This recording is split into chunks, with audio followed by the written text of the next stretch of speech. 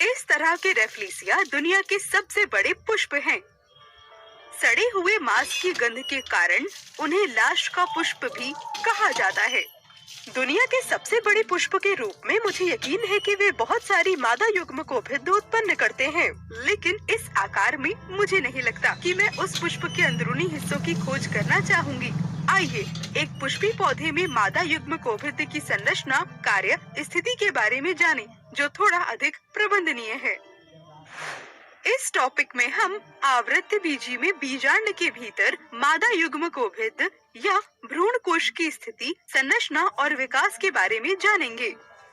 पुष्पी पादप में एक जायांग होता है, जिसमें एक अंतस्थ वर्तिकाग्र छोर, एक लंबी वर्तिका और एक फूला हुआ अंडाशय होता है।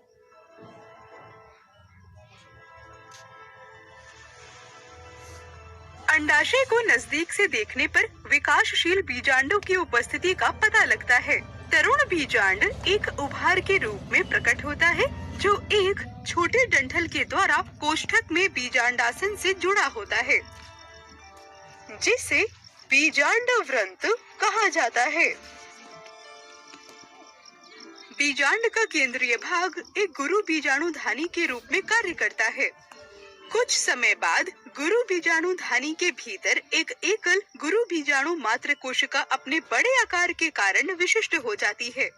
यह द्विगुणित गुरु बीजाणु में फिर अर्धसूत्री विभाजन होता है, जिससे 4 अगुणित गुरु बीजाणु बनते हैं। इन 4 में से 3 कोशिकाएं अपभ्रष्ट हो जाती हैं। शेष कोशिकाएं तब बढ़ जाती हैं और केंद्रक समसूत्री रूप से 3 बार विभाजित होता है, जिससे 8 केंद्रकी बनते हैं, जिससे भ्रूण कोश के 8 केंद्रकित चरणों का निर्माण होता है। इस चरण के बाद कोशिका भित्ति का निर्माण होता है। इनमें से 3 केंद्र की 3 प्रति व्यासांत कोशिकाओं को बनाने के लिए भ्रूण कोश के एक छोर पर चले जाते हैं।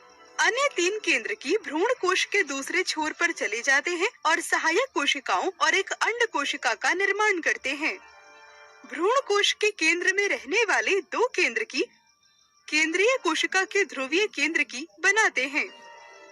भ्रूण कोश कोशिकाओं की 2 सुरक्षात्मक परतों से घिरी होती है, जिन्हें अध्यावरण कहा जाता है। अध्यावरण भ्रूण कोश को पूरी तरह से ढक लेते हैं, सिवाय उस सिरे को जहां एक छोटा सा छिद्र होता है, जिसे बीजांड द्वार कहा जाता है। आइए सारांश देखें।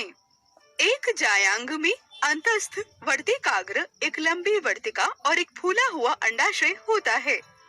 अंडाशय विकासशील बीजांडों की उपस्थिति दर्शाता है।